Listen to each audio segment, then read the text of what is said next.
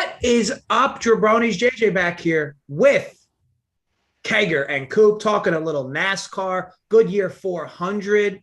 I know that you guys are used to seeing, and when I say you guys, Coop, Kager, I'm referencing you guys. No, you're used to seeing Holden in this chair, but changed up a little things. Holden apparently is a busy guy. You hate to see it.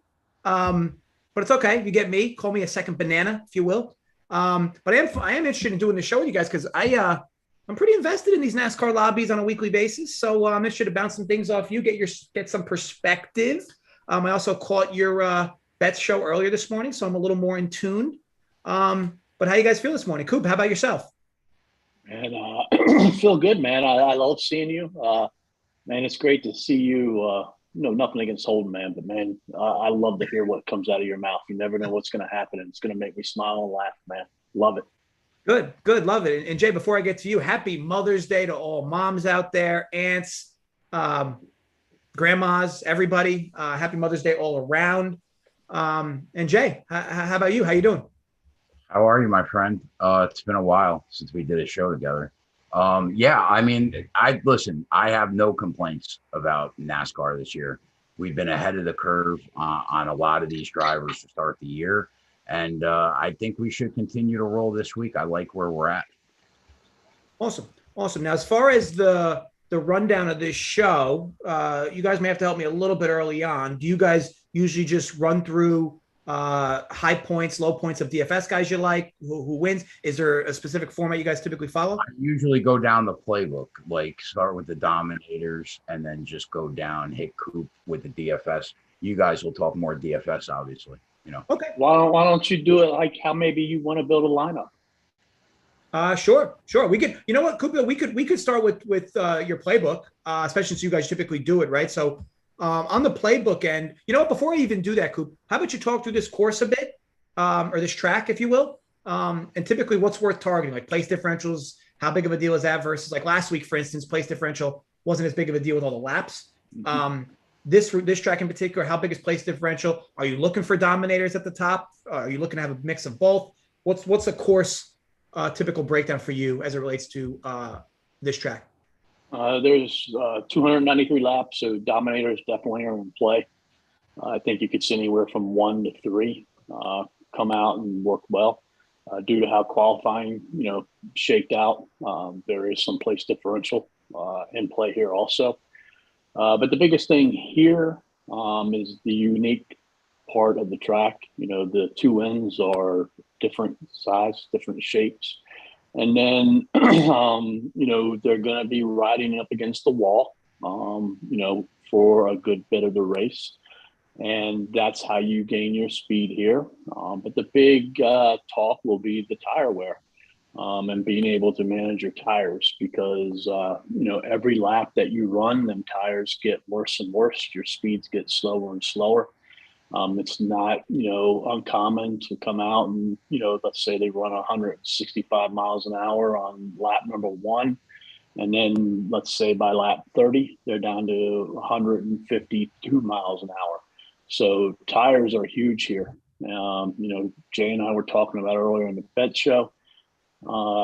This car has evened out the playing field significantly this year, but due to this type of track and how abrasive it is, I think that the car isn't going to be as much of a factor this week as what the driving styles is. I think the driving styles will win over. We were talking about you could put in some of these drivers in anything on this track, and they're going to do better than the majority of the field. So there's about 10 or so drivers who are very good at managing tires, and that's the key. But there's going to be some variance. Unfortunately, Jay brought up a nightmare. We lost Kyle Larson bet last year on this race because he blew a tire on the last lap. So they're going to be right up on that wall. And with how the tires are, performing this year, not good, we could see that variance. You're not going to see, 6, 7, 8, 9, 10 car pileups here, but it wouldn't surprise me to see a bunch of 1, 2, possibly 3 car incidents. throughout the race. So, tires are important. And then the other piece too is pit road. They're going to be coming down pit road often this race, and how those teams perform, will have a big outcome on this race. Jay and I were talking about yesterday, Allgaier had a very good car, but it was his pit team that won him that race. They were absolutely phenomenal all three times that he came down. So, you're looking at 6, 7, 8, maybe 9 pit stops today, depending upon how the race plays out. And, for a team to perform, exceptional that many times, it's going to be difficult.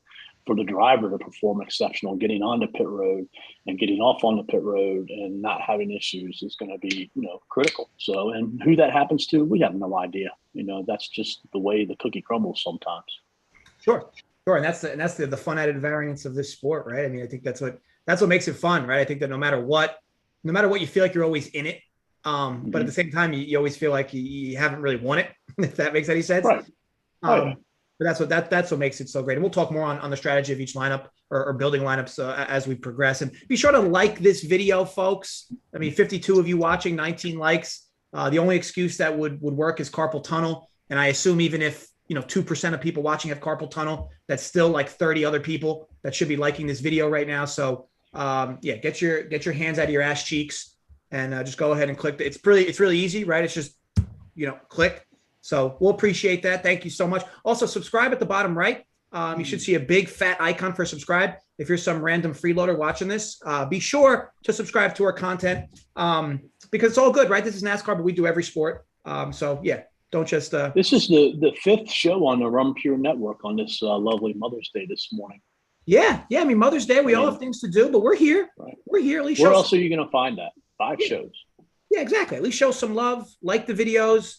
Maybe drop some extra comments in, tell us how you really feel about us.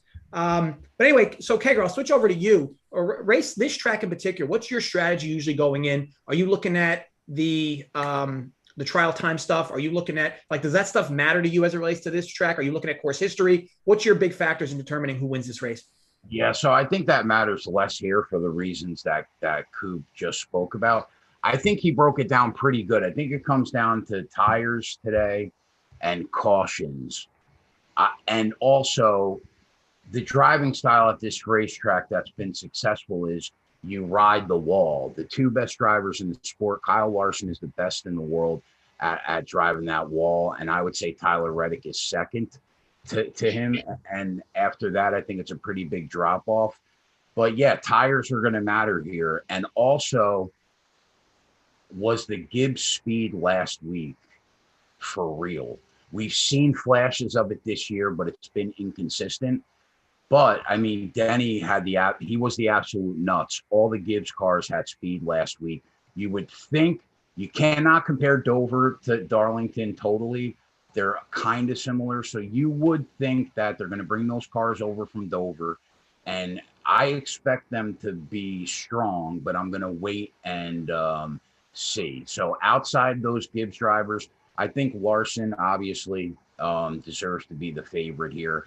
And then the pound for pound, the best driver this year has been Ross Chastain. When you're talking about the team and the driver combination with the pit crew, so they've been the best. He's going to be strong today. Tyler Reddick is going to be strong today. So I think it's a lot of the same names that we've been talking about all year, but these guys also just happen to be very good on these tracks where you have to take care of your tires in order to start making your way towards the front. And that's really what this race is going to come down to. Love it. And I love that call on Chastain. It feels like every race Chastain gets overlooked, and every race you look at the final 30 laps and he's in there, top 3, top 5, just kind of stalking. So I love that look. And Tyler Reddick's been a bit up and down, right? But he seems to always have a very fast car in every one of these races. Let's slide over to the Dominators, Coops. When we're building lineups, a track like this, we're likely going to have at least one Dominator in the optimal, right? So Larson, well, let me do this. On your end, what are some Dominators you're looking for to lead the bulk of laps in this race, and maybe even get some fastest laps as well?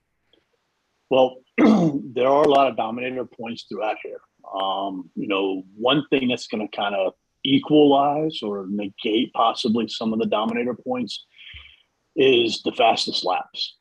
And, the bottom line is the driver who pits first, after they've been all out, he's going to get the fastest laps. It don't matter if it's Corey LaJoie, Todd Gill and Michael McDowell.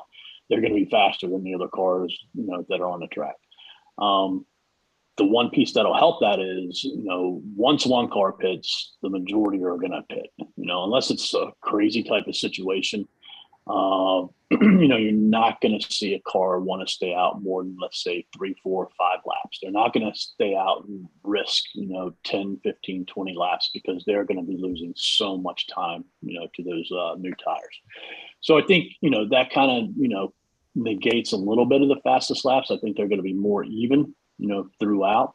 But, I think you're looking for anywhere from 1 to 3 dominators. I think you can play Kyle Larson as a solo dominator.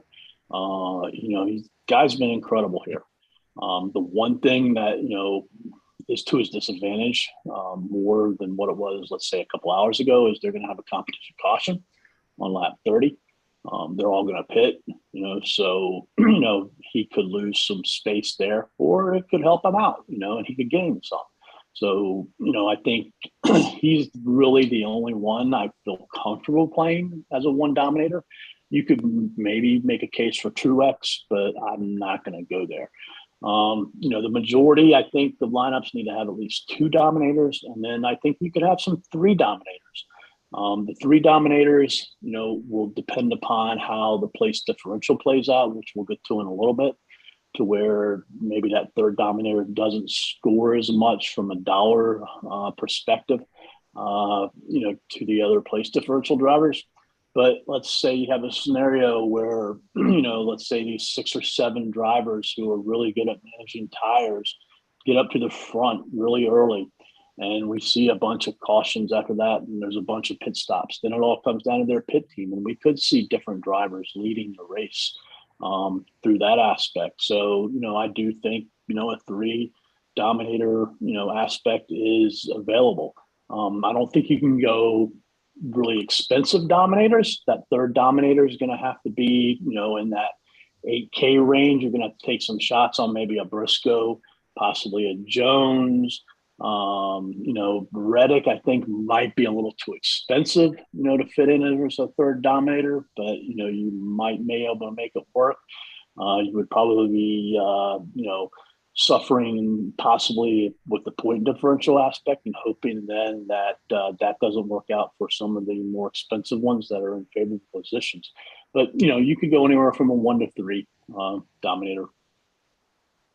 No, I love it. I mean, a lot of good breakdowns there. One question I have, and maybe Jay, you can tackle this one. Joey Logano is in the poll, and the guy has had a terrible season. He's gonna have not a lot of ownership, I can't imagine, in his spot, especially at his price. Gets no place differential. He's going up head to head against Larson. Everybody's going to want to play Larson instead. What is your take on him in this race in particular, where he could lead laps early if he can outbreak Larson? And it looked like all his stuff yesterday was really good. What's your take on Logano coming in here? Yeah, Coop and I didn't really talk all week about this, right?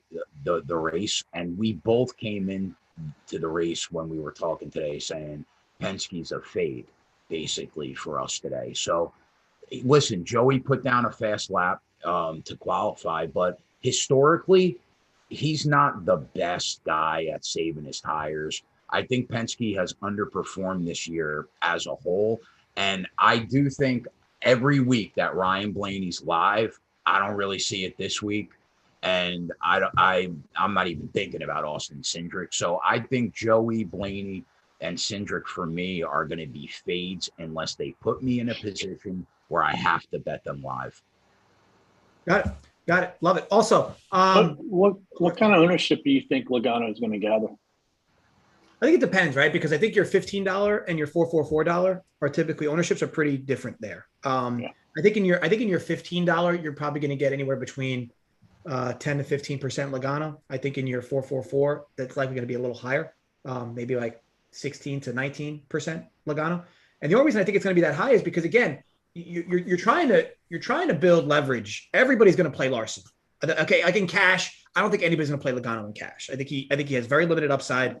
But on the other end, on the GPP end, he has a lot of upside because you're almost, to me, if you're going to fade Larson, I think you almost have to play Logano, because if you're fading Larson, you're more or less saying that somebody's going to beat Larson to the front. And who has that better shot than Logano? If Logano can take the early lead here, even to the competition caution, and just eat a bunch of laps. Okay. I'm new at DFS, right? You guys know way more about this than me, right? But how many laps would he have to be out in front early in order to justify that price tag if you don't think he even has top 5 upside to finish in the race? That, I guess that would be my question. If you don't think he has top 5 potential at all, yeah, he's a very difficult play today. But I think if you even think he has like 6% or 7% chance to T5, or maybe even a little higher than that, you're going to have exposure to him in large field tournaments. And again, to me, like, I wouldn't play them together. I guess that could get really, I guess you can get really different there, right? If you played Logano and Larson together.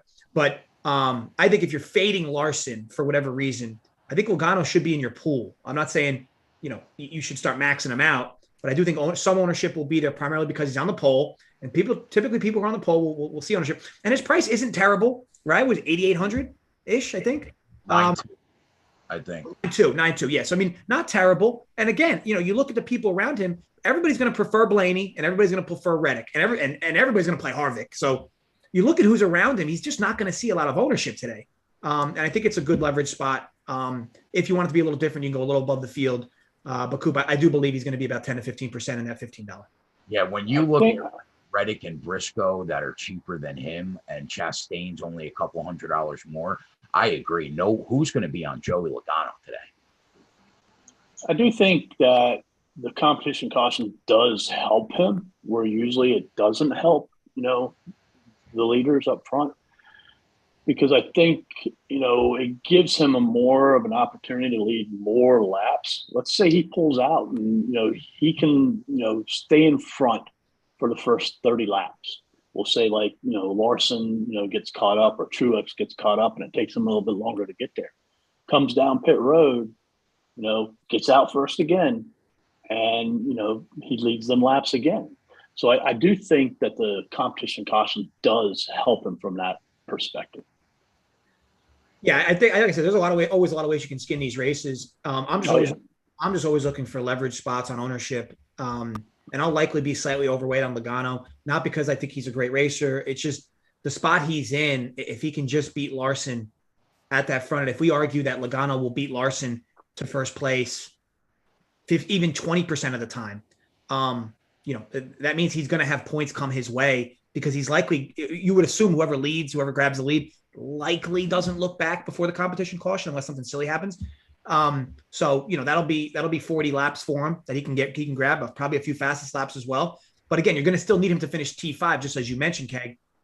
So there's that as well. Whereas Larson, you feel a lot more confident. But this goes back to why no one's going to play him, right? So just some food for thought, I guess. As for real quick, underdog, little early best ball action, $10 million best ball mania, 3 contests. Promo code RunPure. Gets new signups, $100 deposit match bonus over there at Underdog with your first deposit. So be sure to use that code RunPure. Also, Kegger, talk a little on your live show, which continues to smash, right? A little $10 a week action.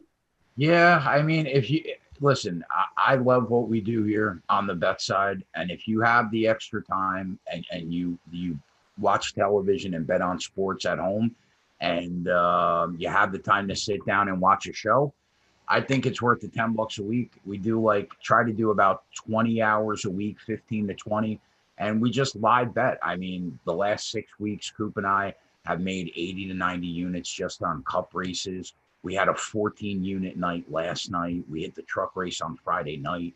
So, I mean, I think it's worth the $10 if you have the time to sit down and live bet. I think we will pay you off, and it will cost you nothing to subscribe in the end. Undoubted, Jay. I mean, it costs you less than a cup of coffee every other day, I guess, for it. So, I mean, unless you're getting like macchiatos at $6 a pop, you're one of those, individuals. But yeah. Before we move on, I want to get your thoughts, because you are more of a willing to take chances, not play the chalk so as much. So Joey Logano versus Kyle Busch. Do you have any interest in Kyle Busch?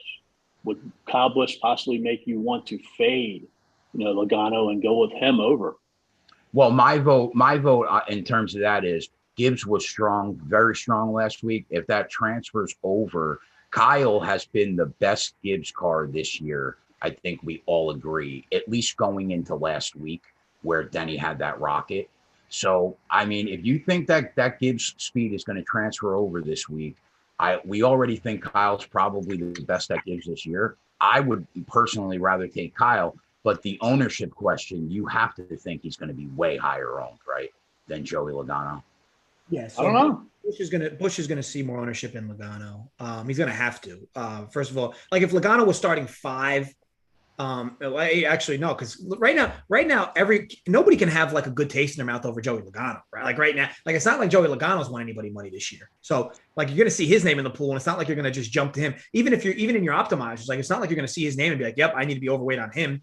So I think Kyle Busch is definitely going to see more ownership, even though he's more expensive, but he's also got the better place differential. And that competition caution, as you mentioned, Coop, I think it helps a guy like Kyle Busch, especially if he can move up 3-4 slots before we put him at first. But if he can move up 2-3 slots before the competition caution, then that guy can lead some laps. I would make the argument that possibly it helps Kyle Busch more than anybody else because Kyle Busch, all these pit teams up there are very good, but Kyle Busch's pit team is really, really good.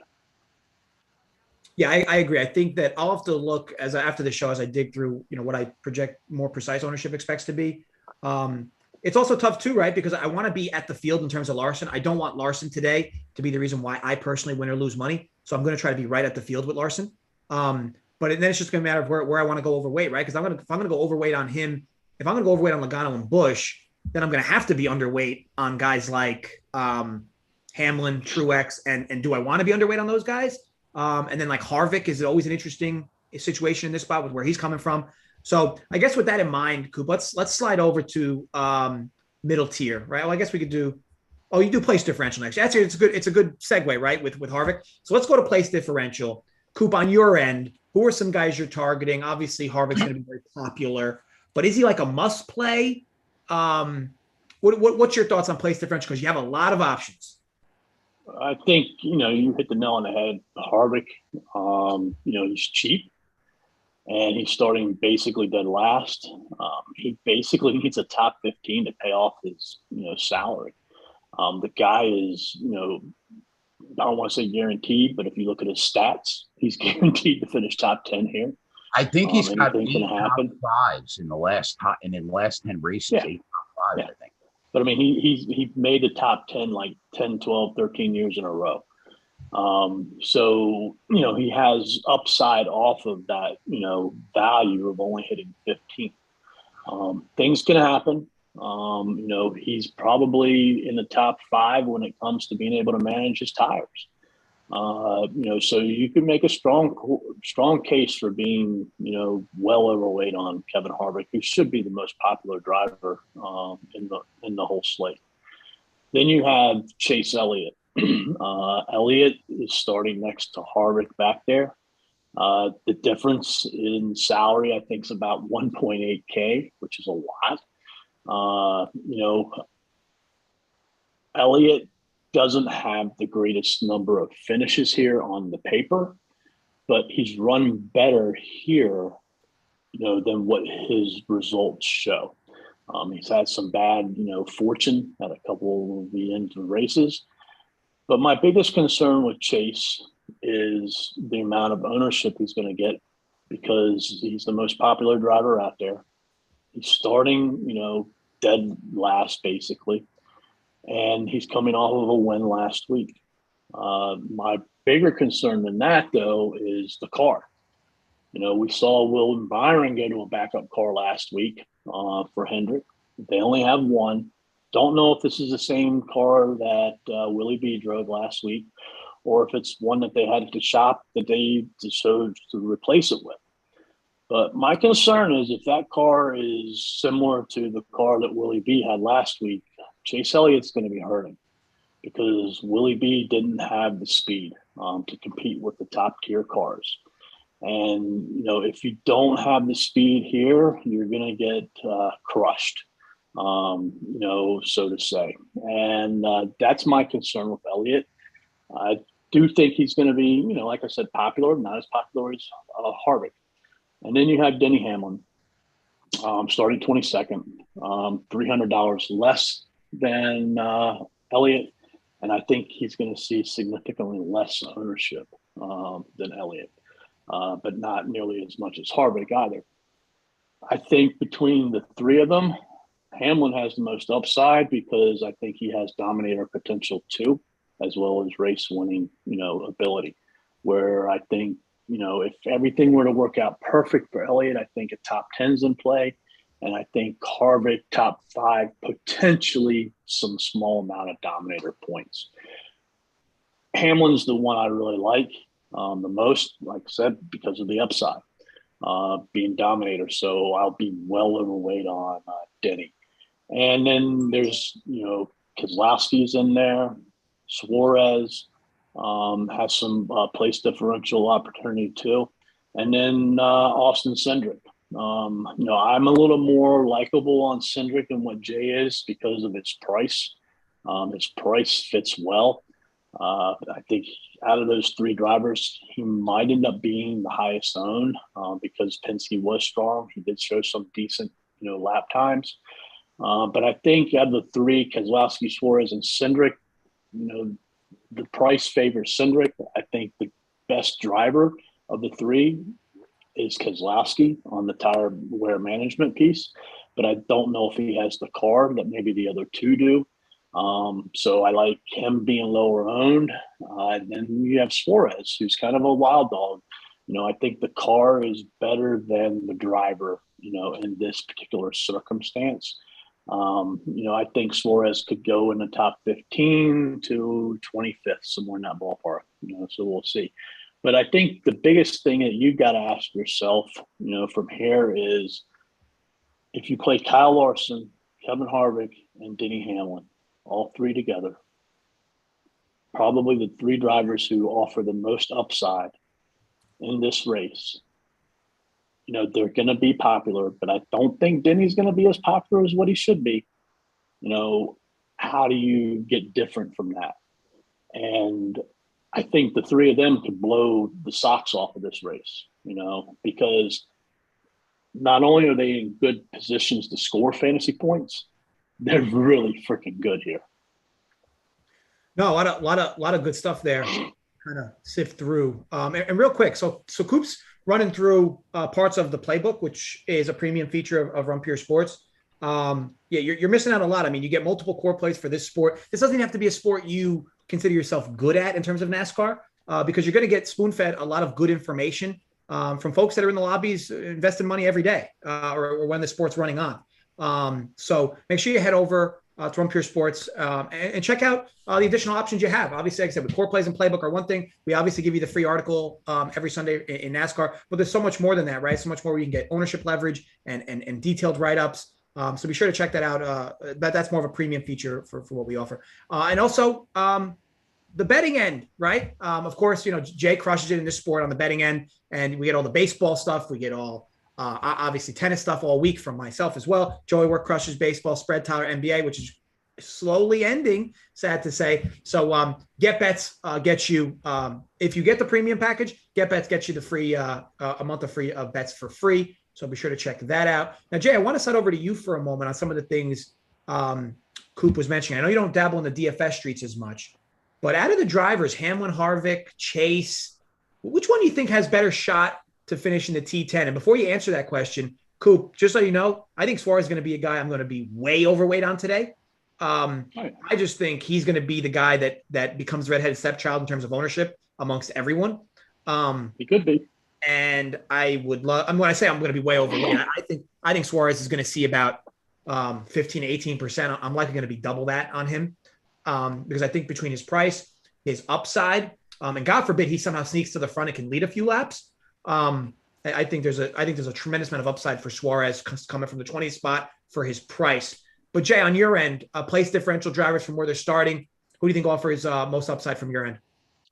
I think that Denny Hamlin has the best chance to win the race out of these 6 drivers. But I do think now Coop and I have just killed Kevin Harvick over the last year. Coop way more than me. But on a track like this, he is so good at this track and so good at saving his tires that I think that he could surprise and really possibly even contend here. I think he's got top 5 upside for sure, Kevin Harvick. I think Denny's got top 5 upside, plus he could win the race. And then in terms of Keselowski, Cendrick, and Suarez, yeah, maybe Austin Cindric is probably the best out of that bunch. I don't believe in the equipment right now that Brad Keselowski's in. And Daniel Suarez is interesting because he has a very fast car every week. But Coop brings up a good point. This track in particular, it's a lot more driver and a lot less car. So I don't know how to figure Daniel Suarez this week. But that's why I like Keselowski in the 3. Okay. I'll because of the tire wear, maybe I could see that. But for me, it's Denny 1 because I think he could win, and then Harvick, he's got top 5 upside for sure. Love it. Love it. And also, as I'm peeking this video, it looks like we have 90 watching and 43 likes. That means 45 of you are watching this video with possibly a thumb wedged through your either anus, your anal cavity, maybe your ass cheeks. Regardless, go ahead and pull that out and click the like button. It's actually disturbing that we only have. Let me ask you a question, Jay. This is what I've never understood about the internet, right? If there are 90 people watching and there are 45 likes, there should be 45 dislikes. Because how are you watching the video and not hitting the button one way or the other? Well, whether you like it or you don't like it. YouTube changed it, right? So the dislike button now doesn't give you the tally. I was personally for the dislikes. I mean, it gives you a good idea on who actually likes the content and who doesn't. Now they don't even give you the tally. It's just a dislike button. I guess a politically correct generation, I guess. Being there. Yeah. Because you hate to see it. But with that said, we're nearing 100 people. Like the video, malcontents. It's not hard. Just go ahead and quick little watch. It's not even. I'll even show you like a little demonstration, right? Just wow, that was so difficult. It was a little difficult for me there because I think I actually missed it.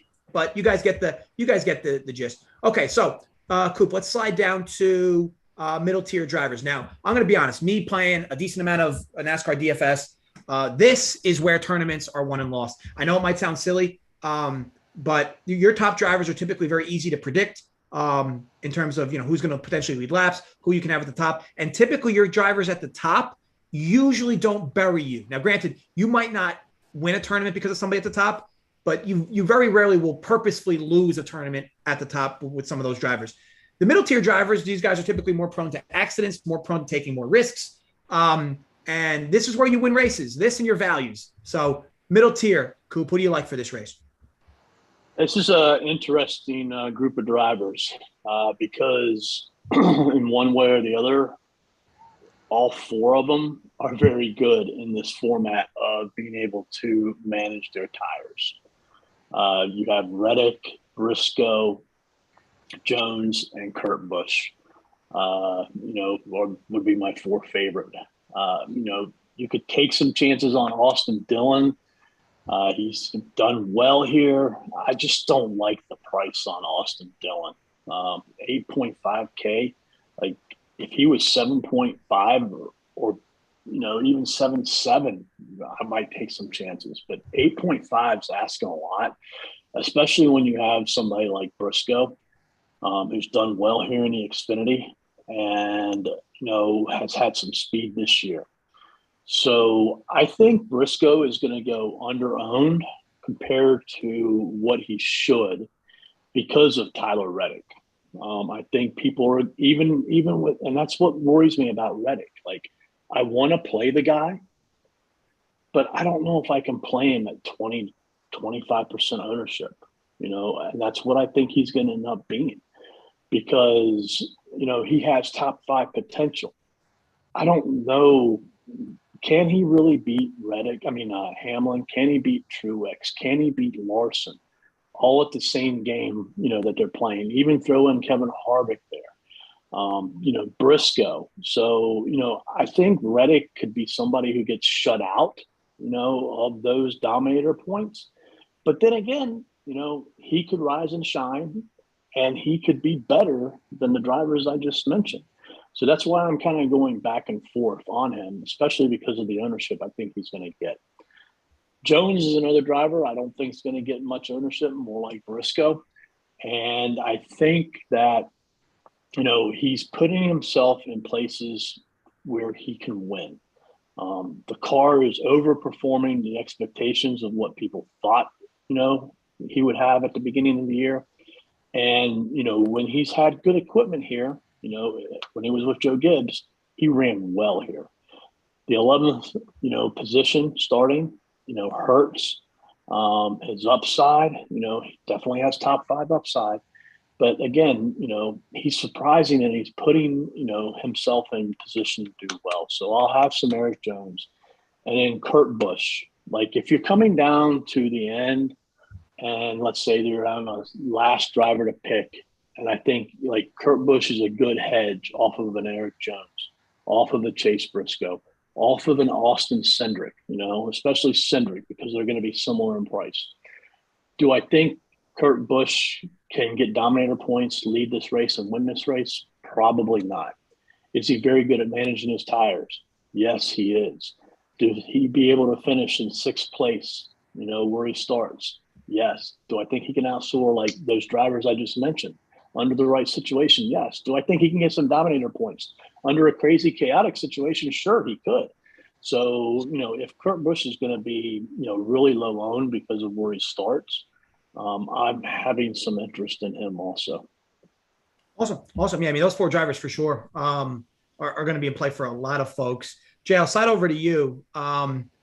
Middle tier drivers on your end, like maybe a guy odds wise in the middle of the pack. I know you like Reddick. Talk a little on Reddick and maybe another guy or two you might like in the middle tier odds wise. Would all call anywhere between 20 and 50 to 1 to win this race. These top 3 drivers that Coop put in the middle tier are what everybody should be looking as your long shot chances to win this race today. Chase Briscoe at 30 to 1. That car is so good this year. He is live at 30 to 1. Eric Jones at 55 to 1. This kid is phenomenal at this track when he has the right equipment. He is live at 55 to 1 if it breaks right. And Tyler Reddick, there's only one guy on the planet that rides the bowl better than Tyler Reddick, bro. And he's really good at saving his tires too.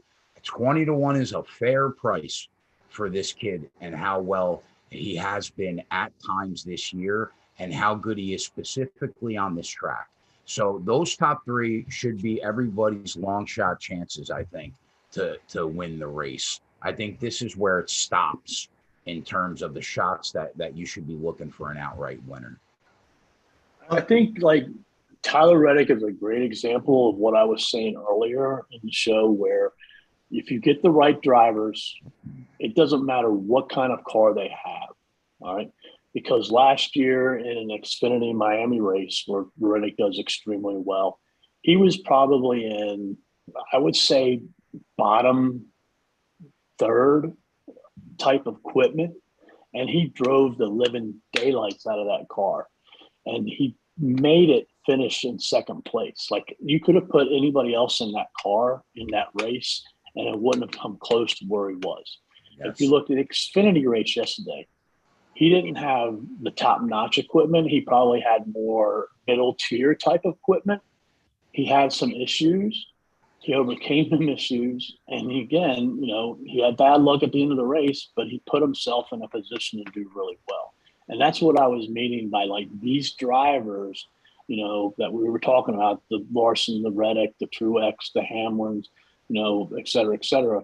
Like, you could put them in a freaking, lawnmower out here, and they're going to freaking do well.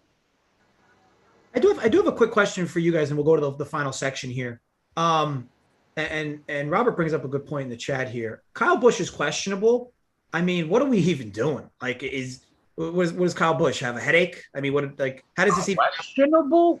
how does What? this even, how does this even happen? Is this a mistake? Is this a mistake on DraftKings then? Because Coop, I'm sure you see it, right? Kyle Busch with the questionable tag. What does that even mean?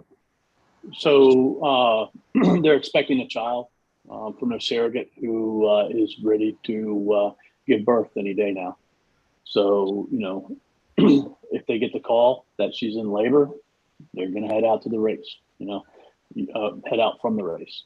So Trevor Bayne will be his driver. All right. If it happens during the race, Bayne will step in. Kyle Busch will get the points, for, how the race finishes. So you see this, I don't want to say a lot, but you hear it every time, a handful to maybe 10 times every year between golf and NASCAR, where, somebody's questionable to, labor reasons from their wife giving birth. You could park it at lap 150 and be like, deuces, I got to go have this kid. And then Trevor Bayne just hops in. Yeah. Yeah. Here's why Kyle Busch. And then he's also said if it happens before the race, he's gone and Trevor Bayne will jump in. Yeah, here's exactly why Kyle Busch is a douchebag. So if he's actually winning this race, so if he's winning this race, right? It's lap 150. He's winning this race, gets the call in labor, we're ready to go. You're telling me this dude's gonna just go to pit road and he's gone like mid-race? I mean, Rowdy's not going to take that win and be like, I'll be there in 3 hours. I mean, that's a story for the ages. You'll tell the little one that girl. I mean, yeah, you were born the day I won, the Goodyear 4. I mean, I think Kyle Busch, he's gone. He'll leave. He's one race. It means nothing to him. Well, this is his kid. How do you rather spend the time with that? Well, how do we approach that now? Like, do you take? I don't worry about it whatsoever because I have no control over it. It's not like they're going to say, all right, well, maybe she's coming in labor. She's showing some signs. He might be leaving. It's not going to be like that. Me and you always try to eliminate the variables, right? And as much as we can in NASCAR, the volatility. So, are you fading him in your lineups? Or you're willing to take the zero like Joe Lozon, like I did last night with Joe Lozon and Donald Cerrone. I'm willing to take it. Huh? I'm willing to take it. Oh, okay. So you're willing to take it. All right. Yeah. So moral of the story, Kyle Busch sucks. So it makes this very difficult because Busch was going to be a guy I was higher owned on, but apparently I'm not going to worry about it whatsoever. Because, like I said, these things rarely happen. All right. Yeah. Well, all right. Yeah. Well, that's funny because in NASCAR, a lot of a lot of those things randomly happen, and now we're dealing with baby variants, which I'm personally not a fan of. So yeah, Kyle Busch can really stick it. We don't have enough volatility in this sport. We need baby volatility now. Yeah. There was a golfer probably 5-10 years ago. I think it was Hunter Mahan who walked off the course with a 2 or 3 stroke lead in the 4th round. God bless him. Yeah. Kyle Busch should be on the chronic list and not racing today. But that's just my objective opinion. So take that for what it's worth. Okay. Last but not least, Coop, value town drivers. Like I said before, this is what wins you big money in GPPs. Run through, I guess, your thoughts. There's a decent amount of races here I see in your playbook. So briefly run down these guys you're going to be maybe higher owned on than you do in the field. I think the biggest thing I'm looking at here is the speed, because you're not going to find speed miraculously overnight, at this track. And if you don't have the speed, you're going to end up, chasing, each other at the back end and limiting your upside. And you're going to really rely on attrition, in order to have that upside. The only problem is, there's going to be drivers who stay on the lead lap who are down here that are going to be benefiting from it too. So typically, in the value section, you look for drivers that want to start, toward the farthest back so that they have more upside. But I'm going to take speed this week over that. And that means Buescher, Stenhouse, and Dillon for me. Buescher 18th. Stenhouse has a good starting position in 26th. He practiced better than he qualified. And Dillon had good practice speed also, but he's 21st. I think those starting positions are going to keep their ownership down. Whereas, let's say a Corey LaJoie, he's starting 30th. He's 5K, 4.9K. People are going to flock to him, but I don't think he has top 20 upside because he doesn't have the speed and he's going to rely on attrition. Whereas I think Chris Buescher, realistically, I think he can top 10, this race. Dillon, I think, can get closer to a top 15. So I'm going to spread my ownership out. But, Justin Haley starting back there and Todd Gilliland starting back there too. Gilliland actually has some pretty good speed in practice, but I'm going to fade him too. And the reason I'm fading Haley and Gilliland is I'm taking experience over youth here. Look at what happened to Ty Gibbs yesterday in this race. He was up front, and then all of a sudden, boom, gone. His car just was horrible, And I think these are the same guys, man, that, a lot of people are going to play, especially Haley. But, you just can't come to Darlington and master it and understand it. And if you don't have speed, it's going to make that much more of a challenge for you. And then the other two drivers I like down here is Pibbitts is Hemrick and Harrison Burton. I like Hemrick more because when I think of, drivers who are good on long runs, managing tires, Daniel Hemrick comes to my mind.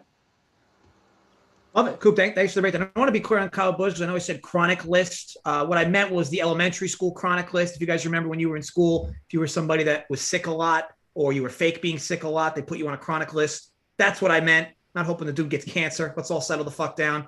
No. How do we go that dark? Well, the chat was going that dark, Keg. I'm just trying to make sure I'm clear on what the actual mean was. I mean, chat's got to settle. It's Mother's Day, for God's sake. Yeah, I mean, let's all settle down, okay? But needless to say, any final notes, Kegger, on your end for this race? Man, I'm excited. I think we got a few plays on the spreadsheet that I like. We'll give out one of them. Denny Hamlin on DraftKings, top 5 at plus 150.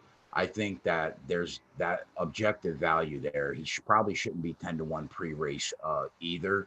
And then, I think it's going to come down today to Gibbs against Kyle Larson and that Ross Chastain, Tyler Reddick, Chase Briscoe pairing right there is what I think is those 7 or 8 drivers. One of them wins the race. I'm going to probably take Toyota plus 220 and cover myself as a hedge, or at least have that in my back pocket, because that gives you Marty, Denny Hamlin, and Kyle Busch, who are all very good at this track. And then I'll probably start firing off from there on who I'll try to beat them with. And if they look like the nuts, I'll get on them. And, you'll have a little bonus ticket in your pocket with Toyota at plus 220. But the real decision here is, do we bet Kyle Larson pre-race at 5-1?